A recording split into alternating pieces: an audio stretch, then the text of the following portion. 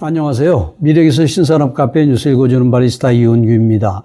오늘은 주간브리핑 336호에 게재된 일하는 축전지, 스스로 돈을 버는 시대라는 내용으로 니키의 일렉트로닉스 5호로 38에서 67페이지에 게재된 특집 기사를 요약 번역하여 소개합니다. 전 세계의 전력 계통이 축전지로 인해 급속도로 변화하기 시작했습니다. 전력은행이라고도 할 수 있는 가상발전소, VPP, Virtual Power Plant가 본격화되면서 대형 정치용 축전지에서 가정용 축전지, 그리고 전기 자동차 축전지에 이르기까지 스스로 돈을 벌기 시작한 것입니다. 지금까지 축전지는 재해 등에 대비한 비환급형 보험과 같은 것이었지만 앞으로 도입 비용 회수를 전망할 수 있게 되었습니다. 이러한 축전지는 전력 계통의 평준화에 큰 역할을 하며 재생에너지의 대량 도입에 포문을 열게 할 것입니다. 제1부는 테슬라의 VPP 사업으로 미국의 테슬라가 오키나와를 포함한 세계 각지에서 전력 사업을 본격적으로 시작했습니다. 사업체 이름은 테슬라 일렉트릭이며 서비스 내용은 테슬라 VPP입니다. 참가자들의 축전지 전력을 한데 묶어 가상 발전소를 구축하고 그 전력을 운영하여 참가자에게 대가를 제공하는 은행과 같은 서비스입니다. 축전지 도입 코스트를 대가로 회수할 수 있는 스토리지 패리티 달성이 현실화되고 있습니다. 테슬라가 세계 유수의 VPP 사업자가 되고 있는데 VPP란 다 거점에 있는 다양한 에너지 자원, 즉 태양광 발전, 풍력 발전, 축전지, 발전기 등을 한데 묶어서 제어하여 하나의 발전소로서 운영 관리하는 기술 및 시스템을 가리킵니다. 테슬라의 VPP를 통해 알 수 있는 것은 지금까지 도입에 있어서 경제성이 도외시되어 온 축전 시스템이 VPP에서는 우수한 돈벌이 수단이 될 수 있다는 점입니다. 2022년 6월에 테슬라가 미국 캘리포니아 주에서 시작한 상용 VPP 사업에 참가 희망자가 쇄도했는데 참가 자격은 테슬라의 가정용 축전지 파워월을 자택에 도입해야 한다는 것입니다. 모집 규모는 그리 크지 않았지만 모집 개시 약 3개월 만에 참가자는 약 5,000세대에 달했으며 2023년 2월 말 시점에서는 6,000세대를 넘어섰습니다. 그 인기의 비결은 크게 두 가지로 첫 번째 파워월 소유자라면 누구나 손쉽게 참가할 수 있다는 것과 두 번째 의외로 많은 대가를 받을 수 있다는 것입니다. 첫 번째의 경우 참가 시 등록에 필요한 것은 파워월 외에 스마트폰 앱을 설치하는 것뿐입니다. 등록 후 참가자의 활일은 거의 없지만 대가는 차곡차곡 들어오며 받을 금액의 추정액 등도 앱을 통해 쉽게 알 수 있습니다. 대가에 대해 좀 더 자세히 살펴보면 이 테슬라 VPP에서는 참가자가 보유한 파워월을 전력회사가 전력 평준화 등의 목적으로 필요에 따라 원격 조작하여 사용합니다. 즉 전력 계통에 잉여 전력이 발생할 기미가 있을 경우에는 축전하고 부족할 기미가 있을 경우에는 방전해서 전력 계통에 공급합니다. 이 방전, 즉 참가자 입장에서는 제공한 전력에 대해 테슬라가 참가자에게 1kWh당 $2의 보수를 지불하는 것입니다. 이것은 단순히 방전한 전력분의 요금을 그때그때 지불하는 것뿐이라고는 말할 수 없습니다. 미국의 전기요금은 러시아 우크라이나 침공 영향으로 최근 급등했지만 그래도 킬로와트아워당 20센트 전후입니다. 즉 대가인 킬로와트당 $2는 약 10배에 해당하는데 투자액이 10배가 되어 돌아오는 셈입니다.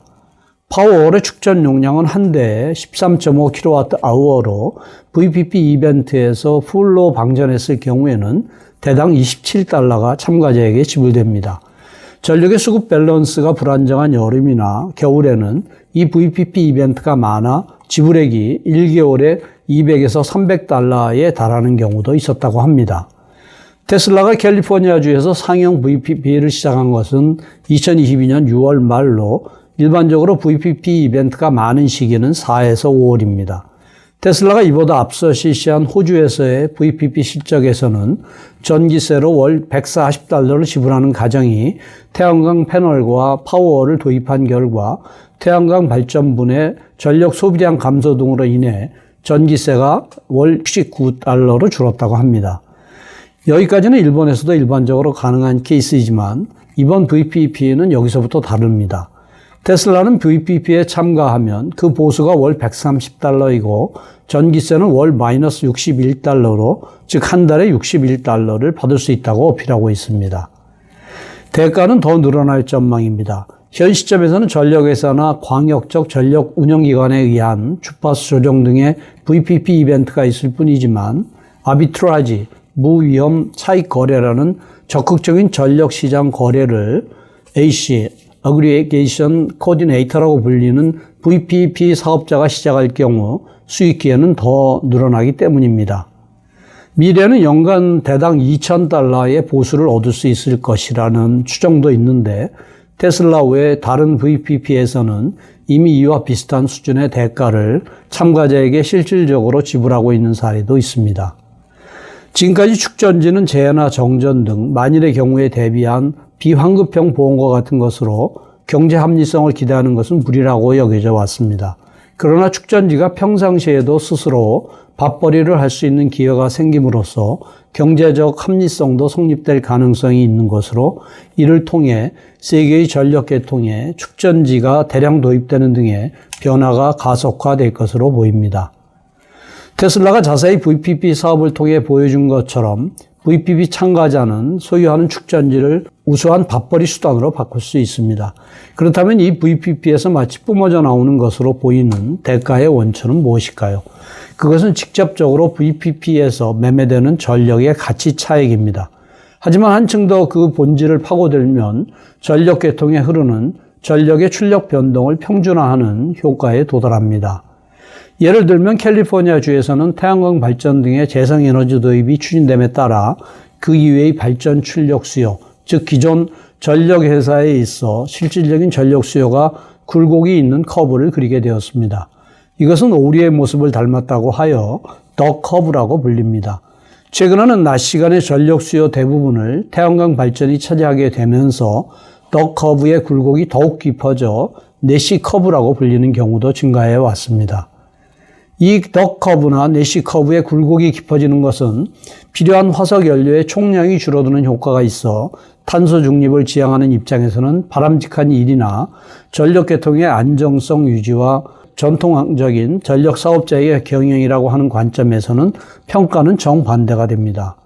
더 커브의 굴곡이 깊은 시간대에는 출력을 저하시키거나 정지시키는 설비가 늘어나 설비 가동률이 크게 떨어지기 때문입니다.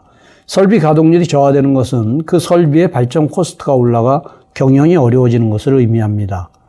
또한 중형 이상의 화력발전 시스템은 일정 수준 이상 출력하지 않으면 발전 효율이 크게 떨어지는데 완전히 정지시킬 경우에는 재가동에 시간이 걸리기 때문에 정지시킨다는 선택지는 사실상 없으며 원자력 발전 설비는 출력 조정 자체가 거의 안 됩니다.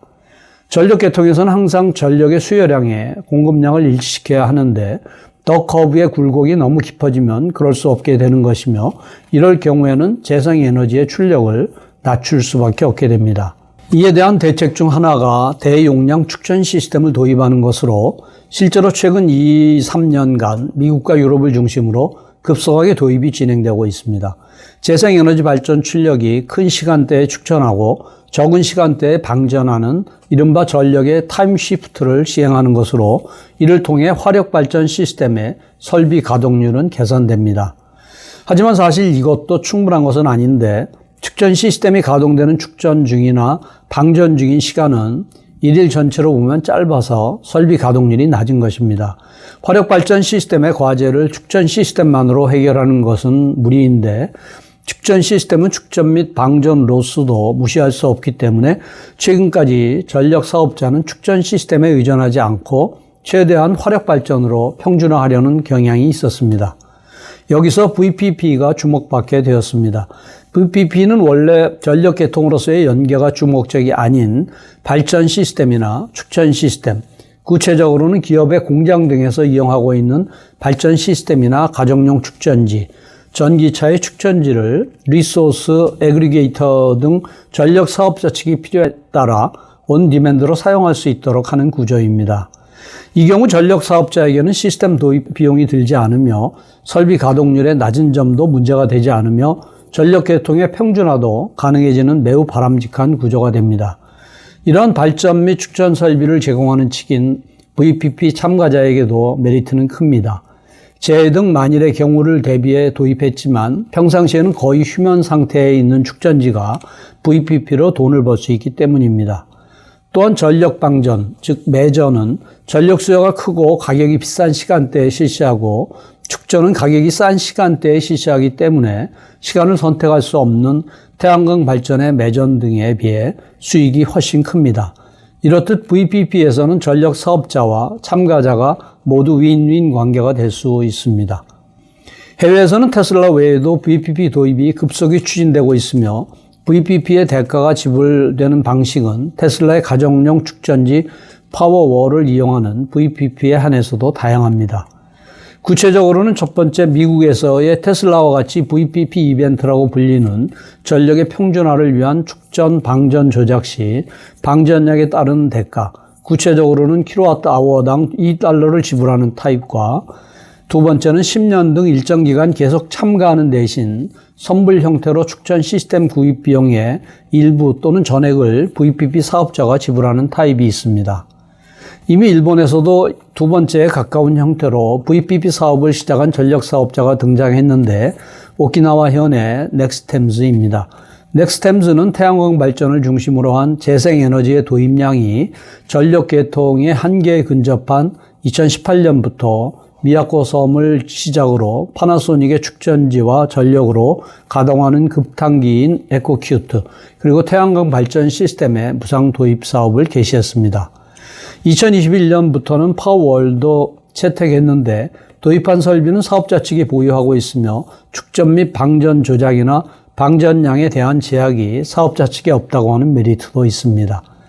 2022년 11월 시점에서 미야코 섬에 도입한 축전지는 누계 약 650대이고 구매 섬에서는 약 70대입니다. 2023년에는 이시카키 섬에서도 이 사업을 시작할 예정인데 목표는 모든 세대가 도입하는 것이라고 하며 현재는 오키나와 전력그룹도 오키나와에서 유사한 서비스를 시작했습니다.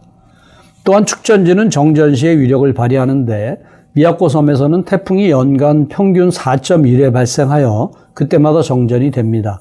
정전 시 테슬라의 파워월 보증치는 3초 안에 가정 전원이 전력 계통에서 축전지로 자동 전환되도록 되어 있지만 실제로는 0.1초 이하로 전환되고 있습니다.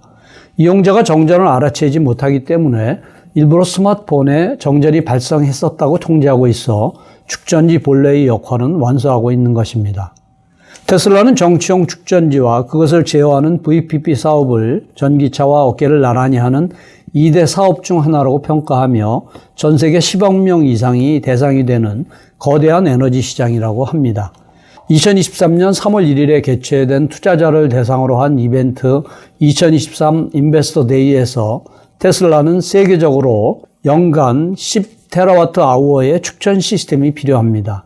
2023년 시점에서 우리 축전지의 제조 규모는 전기차용을 포함해서 100기가와트아워이지만 목표는 연간 1테라와트아워라고 밝히고 있습니다. 테슬라는 메가팩이라고 하는 공장 및 전력 사업자용 대형 축전지 시스템도 포함하면 이미 누계 16기가와트아워의 정치용 축전지를 출하하고 있지만 아직 시작된 지 얼마 되지 않았다고 합니다. 이상으로 요약 소개를 마치며 보다 상세한 내용은 센터 홈페이지 hjti.sne.ac.kr에 미래기술 신산업 코너를 참고해 주시기 바랍니다.